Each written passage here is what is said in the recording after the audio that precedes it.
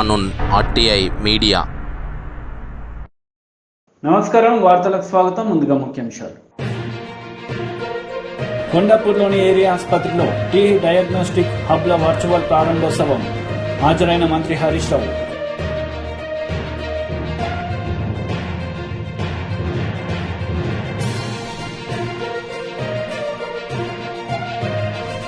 జనసేన అధినేత పవన్ కళ్యాణ్ కు కౌంటర్ ఇచ్చిన YCP Nandigam Suresh.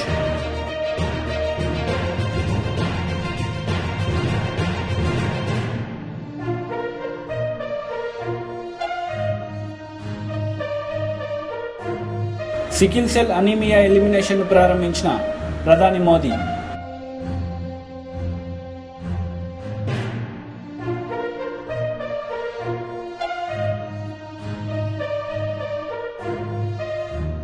Sickle cell anaemia elimination mission ను ప్రధాని మోదీ ప్రారంభించారు. ఈ సందర్భంగా ఆయన ప్రసంగించారు. गारंटी देने वालों से भी सावधान रहना है और जिन लोगों की अपनी कोई गारंटी नहीं है वो आपके पास गारंटी वाली नई नई स्कीम लेकर आ रहे हैं। उनकी गारंटी में छिपे खोट को पहचान लीजिए। झूठी गारंटी के नाम पर उनके धोखे के खेल को भांप लीजिए। साथियों, जब वो मुफ्त बिजली की गारंटी देते हैं तो इसका मतलब है कि वो बिजली के दाम बढ़ाने वाले हैं। जब वो मुफ्त सफर की गारंटी देते हैं तो इसका मतलब है कि उस राज्य की यातायात व्यवस्था बर्बाद होने वाली है। जब वो पेंशन बढ़ाने की गारंटी देते हैं तो उसका मतलब है कि उस राज्य में कर्मचारियों को समय पर वेतन भी नहीं मिल पाएगा। जब वो सस्ते पेट्रोल की गारंटी देते हैं तो इसका मतलब है कि वो टैक्स बढ़ाकर आपकी जेब से पैसे निकालने की तैयारी कर रहे हैं। जब वो रोजगार बढ़ाने की गारंटी देते हैं तो इसका मतलब है कि वो वहां के उद्योग धंधों को चौपट करने वाली नीतियां लेकर के आएंगे। कांग्रेस जैसे दलों की गारंटी का मतलब नियत में खोट और गरीब पर चोट, यही है उनके खेल। वो 70 सालों में गरीब को भरपेट भोजन देने की गारंटी नहीं दे सके, लेकिन ये प्रधानमंत्री गरीब कल्याण योजना से 80 करोड़ से ज्यादा लोगों को मुफ्त राशन की गारंटी मिली है। मुफ्त राशन मिल रहा है।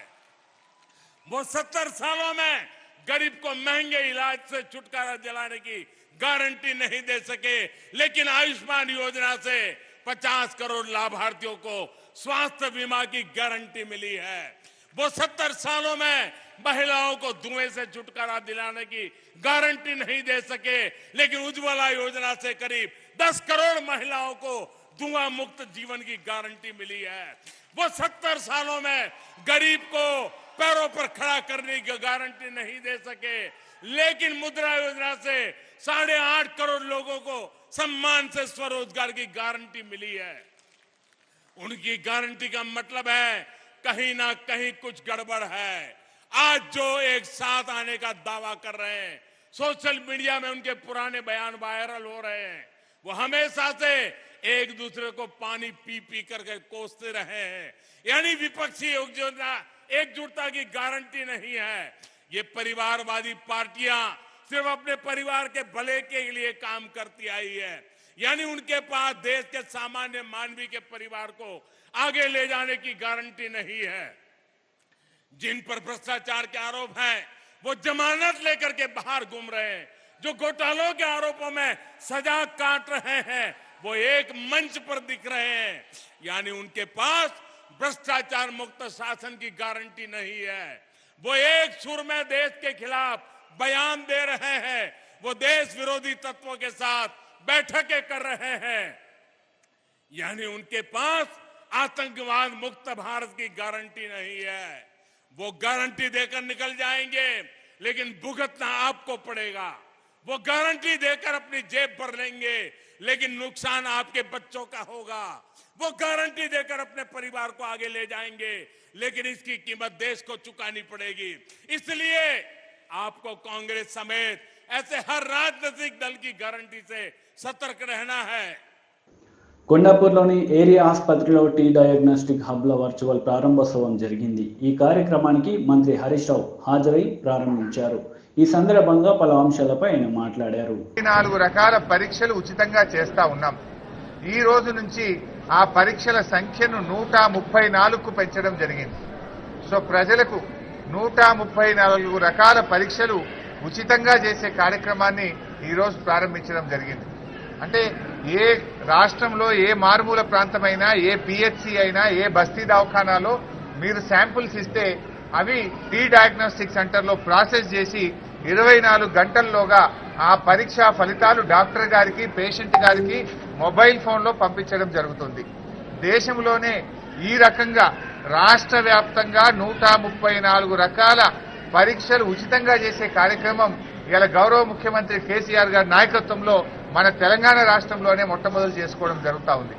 అదేవిధంగా రేడియాలజీ ల్యాబ్స్ కూడా ముఖ్యంగా ఇది మహిళలకు సంబంధించి మెమోగ్రామ్ అంటే క్యాన్సర్కు సంబంధించి మరి పరీక్ష చేయడము, అదేవిధంగా అక్కడ high end ultrasound machine TIFFA scan కానీ ఇతర స్కానింగ్లన్నీ కూడా ఉచితంగా చేసేటువంటి high end ultrasound machine, 2D echo machine, x-ray machine ఇవన్నీ కూడా ఏర్పాటు చేస్తూ అన్ని జిల్లాల్లో కూడా చేశాం. రాష్ట్రంలో ఇప్పుడు 33 జిల్లాల్లో 31 జిల్లాల్లో టీ డయాగ్నోస్టిక్ సెంటర్ మరియు రేడియాలజీ ల్యాబ్ ఇప్పటికే వచ్చింది. ఇంకొక 2 జిల్లాల్లో పనులు జరుగుతూ ఉన్నాయి. నారాయణపేట్ అండ్ మేడ్చల్ ఈ 2 జిల్లాల్లో కూడా త్వరలోనే పూర్తి చేసి అక్కడ కూడా సేవలు అందుబాటులోకి తెస్తాం. ఇవాళ 31 జిల్లాల్లో టీ డయాగ్నోస్టిక్ రేడియాలజీ సేవలు అందుబాటులోకి వచ్చినాయి. రాష్ట్రంలోని అన్ని జిల్లాల్లో అన్ని పిహెచ్సిల్లో 134 రకాల పరీక్షలు ఉచితంగా చేసే కార్యక్రమం కూడా ఈ రోజు ప్రారంభించడం జరిగింది. ఈ సందర్భంగా మరి ఈరోజు మరో ముఖ్యమైన విషయం ఏంటంటే ప్రపంచ వైద్యుల దినోత్సవం. మన తెలంగాణ డాక్టర్లు చాలా అద్భుతంగా కరోనాలో పనిచేశారు, ప్రజల ప్రాణాలు కాపాడారు, ఎంతో కష్టపడి ఇలా మరి కరోనాలో ప్రజల ప్రాణాలు కాపాడారు. అంతేకాకుండా మరి అదే డాక్టర్లు ఇలా తెలంగాణ మన దేశంలోనే వైద్య ఆరోగ్య రంగంలో అగ్రగామిగా నిలబడడానికి కృషి చేసినటువంటి డాక్టర్లందరికీ ప్రపంచ వైద్యుల దినోత్సవ సందర్భంగా వారికి నా హృదయపూర్వక శుభాకాంక్షలు.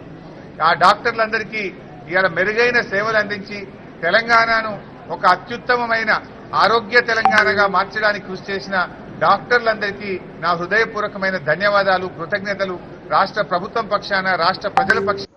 మాజీ MLA NVSS Prabhakar press meet నిర్వహించారు. ఈ సందర్భంగా పలు అంశాలపై ఆయన మాట్లాడారు.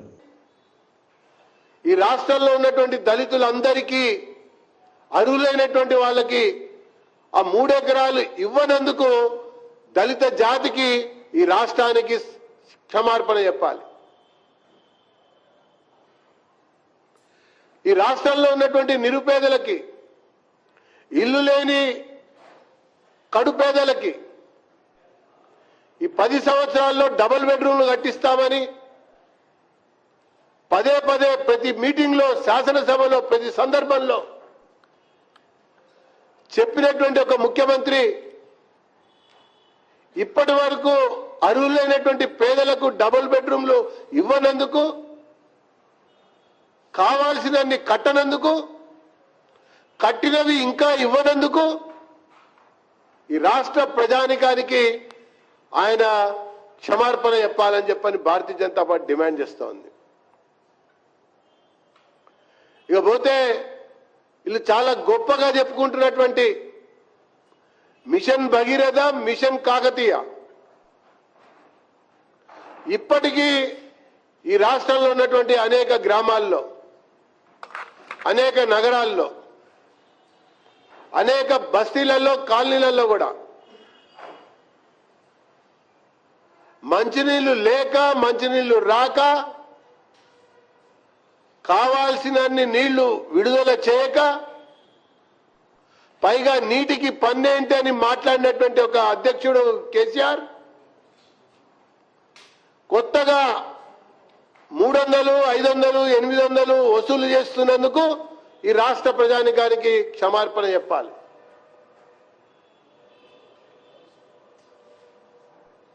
ఎస్సీ సబ్ ప్లాన్ కంటే మెరుగైందని, చాలా ప్రయోజనమైందని చెప్పని మాట్లాడి ప్రగతి పద్దును తీసుకొచ్చి నీరు గార్చినందుకు, అది అమలు చేయలేకపోతున్నందుకు ముఖ్యమంత్రి క్షమార్పణ చెప్పాలి. పైగా 10 సంవత్సరాల దశాబ్ది ఉత్సవాల పేరిట రాష్ట్రంలో కొత్తగా వంచడం కొరకు, కొత్తగా మోసగించడం కొరకు చేస్తున్నటువంటి యత్నాలు, ప్రయత్నాలని ప్రజలు అర్థం చేసుకున్నటువంటి ఒక నేపథ్యంలో ఈ ముఖ్యమంత్రి చేస్తున్నటువంటి ఒక 10 తప్పిదాలకి ఈ 10 సంవత్సరాల కాలంలో 10 సార్లు తెలంగాణకి క్షమార్పణ చెప్పే ఈయన సార్వత్రిక ఎన్నికల్లో మళ్ళీ ప్రచారానికి రావాలని చెప్పని భారతీయ జనతా పార్టీ డిమాండ్ చేస్తా ఉన్నది. నియామకాల విషయంలో కూడా నిరుద్యోగుల జీవితాలతో చెలగాటమాడారు, యువకులతో చెలగాటమాడారు. ఇప్పటికి కూడా నియామకాలకు సంబంధించినది క్వశ్చన్ మార్క్ గానే సాగుతా ఉన్నాయి. కానీ మరి రాజకీయ నియామకాలకే ఈ రాష్ట్రం ప్రాధాన్యత కలిగిస్తా ఉంది, అవకాశాలు కలిగిస్తా ఉంది. ఆ రాజకీయ నియామకాల కొరకే కొత్త కొత్త కార్పొరేషన్లు, కొత్త కొత్త కౌన్సిల్లు, కొత్తమైనటువంటి సలహాదారుల యొక్క ఏర్పాట్లు చేసి అవకాశాలు కలిగిస్తున్నారు. కానీ ప్రభుత్వంలో ఖాళీగా ఉన్నటువంటి ప్రభుత్వ ఉద్యోగాల నియామకాలకు సంబంధించినటువంటి విషయంలో నియామకాలు సరిగ్గా సాఫీగా సాగనందుకు క్షమార్పణ చెప్పవలసినటువంటి బాధ్యత ఈ ముఖ్యమంత్రి కేసీఆర్ పైన ఉందని చెప్పని భారతీయ జనతా పార్టీ డిమాండ్ చేస్తా ఉంది. అంతేకాదు, జంట నగరాలు ఆనాటి 10 జిల్లాల్లో ప్రధాన జిల్లా ఈ హైదరాబాద్ మహానగరంలో వస్తున్నటువంటి ఆదాయంతోనే రాష్ట్ర ఖజానా నిండుతా ఉన్నది. రాష్ట్ర ఖజానా నిండి ఆ రకంగా ఖర్చు పెట్టడానికి అవకాశం కలిగిస్తోంది. ఈ హైదరాబాద్ మహానగరంలోనే మిషన్ కాకతీయ అమలు జరగదు. చెరువుల పరిస్థితి, దుస్థితి ఎక్కడ వేసిన గొంగలి అక్కడగానే ఉంది. ఈ 10 సంవత్సరాల్లో ఈ హైదరాబాద్ మహానగరంలో ఉన్నటువంటి ఏ ఒక్క యాదవ సంఘానికి కానీ, కుర్మ సంఘానికి కానీ వీళ్ళు చాలా గొప్పగా చెప్తున్నటువంటి ఉచితంగా గొర్రెల పంపిణీ కానీ, ఉచితంగా బర్రెల పంపిణీ కానీ ఈ హైదరాబాద్ మహానగరంలో ఉన్నటువంటి యాదవ కుర్మ సంఘాలకి ఇచ్చినటువంటి దాఖలాలు లేవు. కాబట్టి వాళ్ళకి ఈయన క్షమార్పణ చెప్పాలని చెప్పని భారతీయ జనతా పార్టీ డిమాండ్ చేస్తుంది.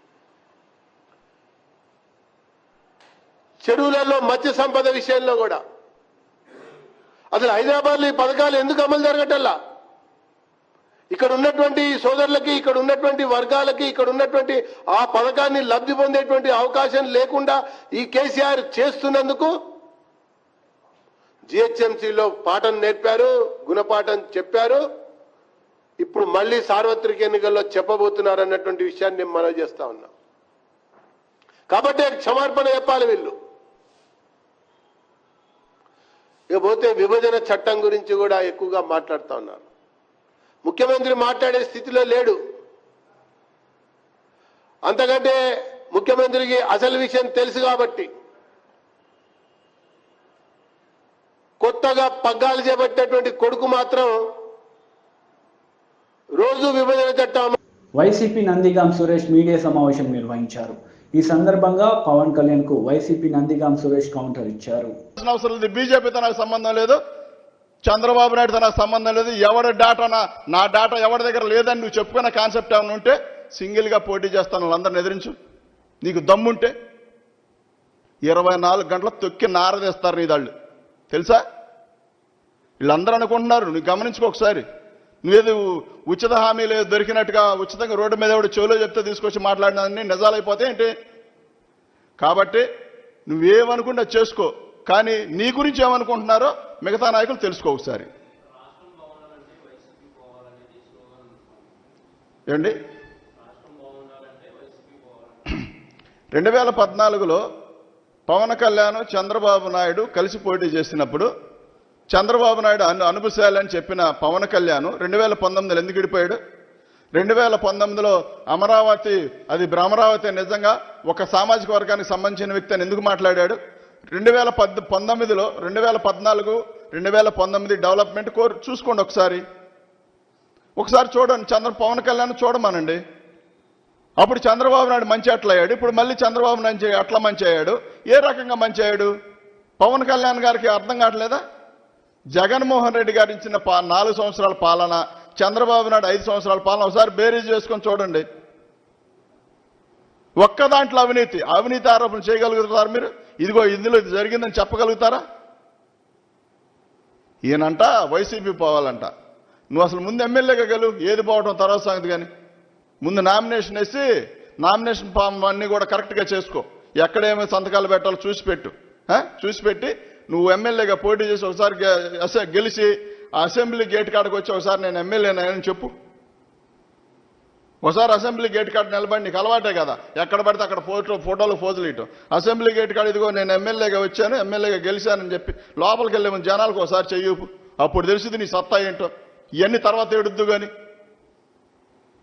జగన్మోహన్ రెడ్డి గారి ప్రభుత్వయాంలో జగన్మోహన్ రెడ్డి గారు ఉన్న 4 సంవత్సరాల పాలనలో ప్రజలందరూ కూడా సస్యశ్యామలంగా ఉన్నారు, చాలా సంతోషంగా ఉన్నారు. అన్నగారిన మధ్యతరగతి అన్ని రకాల వాళ్ళు అందరూ బాగున్నారు. చంద్రబాబు నమ్ముకున్న కొంతమంది దాయాదులకు బాధ ఉండొచ్చు, వాళ్ళకు ఉంది కాబట్టి ఏడుపులన్నీ కూడా వాళ్ళందరూ కొమ్ముగాస్తా ఉన్నాడు. పెత్తందారులు కానీ పేదోడు జరిగే యుద్ధంలో పెత్తందారుల పవన్ కళ్యాణ్ చంద్రబాబు నాయుడు పనిచేస్తా ఉంటే, రామోజీరావు ఈనాడు ఏబిఎన్ వీళ్ళందరూ కలిసి పనిచేస్తా ఉంటే, పేదోళ్ళందరి పక్కన జగన్మోహన్ రెడ్డి గారు, ఈ రాష్ట్ర ప్రజలందరి పక్కన జగన్మోహన్ రెడ్డి గారు పనిచేస్తా ఉన్నారు. రేపు యుద్ధంలో తేలుద్ది కదా ఎవళ్ళేంటనేది. వెయిట్. టీడీపీ జాతీయ అధికార ప్రతినిధి జీవిరెడ్డి మీడియా సమావేశం నిర్వహించారు. ఈ సందర్భంగా పలు అంశాలపై ఆయన మాట్లాడారు. ఒక 3-4 ఉంటే వాటిని ప్రారంభోత్సవం చేసి సిగ్గు లేకుండా వాటిని మీ అకౌంట్లో వేసుకొని దాన్ని అభివృద్ధి అని చెప్పుకుంటారా? అదేవిధంగా ఒక్కటి ఈరోజు అమరావతిలో ఏదైతే బిల్డింగ్స్ కడితే వాటన్నిటినీ ఏం చెప్పారు మీరు ఆ రోజు? గ్రాఫిక్స్ అవి కారిపోతున్నవి, సరైనటువంటి కట్టడాలు కాదు, క్వాలిటీ లేదన్నారు.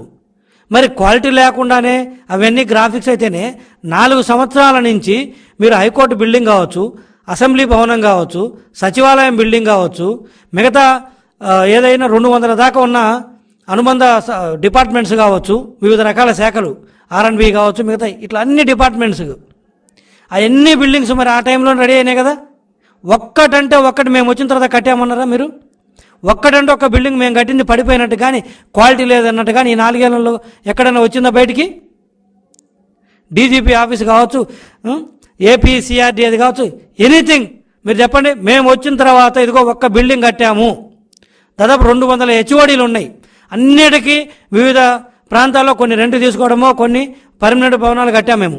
ఇదిగో మేము వచ్చిన తర్వాత ఒక్క బిల్డింగ్ హెచ్ఓడీకి కట్టాము, లేదా డీజీపీ ఆఫీస్ కొత్తది కట్టాము, కొత్త సచివాలయం కట్టాము, కొత్త సెక్రటేరియట్ కట్టాము. ఎందుకంటున్నామంటే అవన్నీ మీరు తాత్కాలికమని చెప్పారు ఆ రోజు. మరి అవన్నీ తాత్కాలికము, గ్రాఫిక్స్ అయితే మీరు కట్టాలి కదా. మరి అవన్నీ తాత్కాలికము, గ్రాఫిక్స్ అయితే మీరు ఎలా ఉంటున్నారు రిటర్న్లో 4 ఏళ్ల నుంచి? మన మొహాలకి ఇంతవరకు ఒక బిల్డింగ్ కట్టింది లేదు. మళ్ళా ఏదో 1-2 మా టైంలో మిగిలిపోయినాయి, మీరు ప్రారంభోత్సవాలు చేసుకుని అది అభివృద్ధి అని చెప్పుకుంటున్నంటే ఇక మీరు ఏ స్థాయికి దిగజారిపోయారో అర్థం చేసుకోవచ్చు. అంటే అభివృద్ధి అనేది కంప్లీట్గా శూన్యం.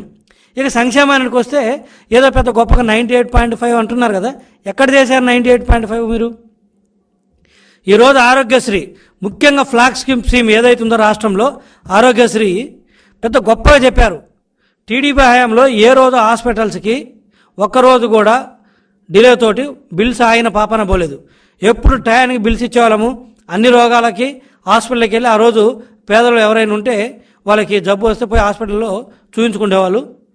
మేము ప్రభుత్వం తరపు నుంచి పేమెంట్లు చేసేసేవాళ్ళం ప్రాపర్గా ఇన్ టైంలో. ఈరోజు హాస్పిటల్స్ లెటర్స్ రాస్తున్నాయి, మాకు 9 నెలల నుంచి, సంవత్సరం నుంచి, 6 నెలల నుంచి మాకు డబ్బులు ఇవ్వట్లేదు. అందుకే మేము వస్తే కొంతమందిని కాదు, మేము వస్తే మేము ట్రీట్మెంట్ చేయట్లేదు అని హాస్పిటల్సే ఈరోజు ప్రభుత్వానికి లెటర్స్ రాసినవి. ఇవన్నీ ఆన్ రికార్డు ఉన్నాయి కదా. సో దాని అర్థం ఏంటి? మీరు ఆరోగ్యశ్రీని మొత్తం కంప్లీట్గా ఎత్తేసారు. ఈరోజు హాస్పిటల్స్ రాసే పరిస్థితికి ఎందుకు వచ్చినాయి? 1 నెల, 2 నెలలు, 3 నెలలు అంటే వెయిట్ చేస్తారు. అంటే సంవత్సరం నుంచి ఉండబట్టే కదా వాళ్ళు రాసింది. వాళ్ళు ఊరక రాస్తారా? వాళ్ళ డ్యూస్ లేనిది అంటే మీరు ఇంకా సంవత్సరం డ్యూస్ పెడితే ఇంకెప్పుడు ఇస్తారు? అంటే దాన్ని ఎత్తేసే ఉద్దేశమే కదా. మీరు ఆరోగ్యశ్రీని కొనసాగించే ఉద్దేశం లేదంటానికి ఇది నిదర్శనము. సంవత్సరం నుంచి ఎవరైనా ఆపుతారా? ఇది ఎమర్జెన్సీ సర్వీసెస్.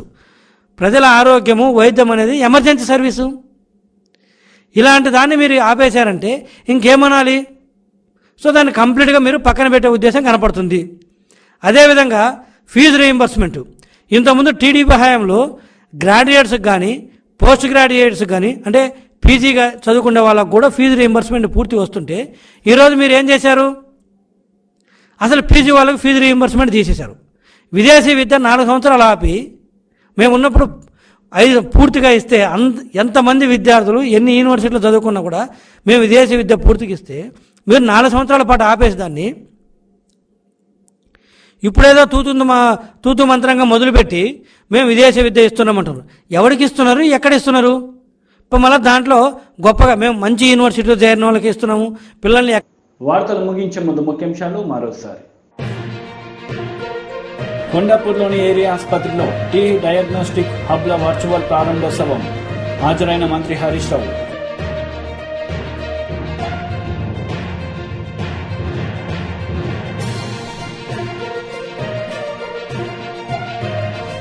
జనసేన అధినేత పవన్ కళ్యాణ్ కు కౌంటర్ ఇచ్చిన వైసీపీ నందిగాం సురేష్.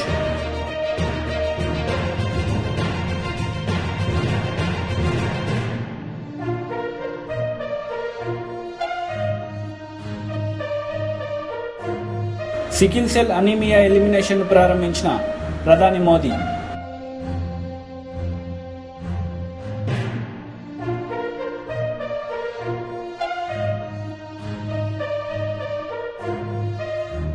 ఈ వార్తలు ఇంతటితో సమాప్తం. తిరిగి ప్రసారమయ్యే వార్తల్లో మళ్ళీ కలుద్దాం. అంతవరకు సెలవు. నమస్తే.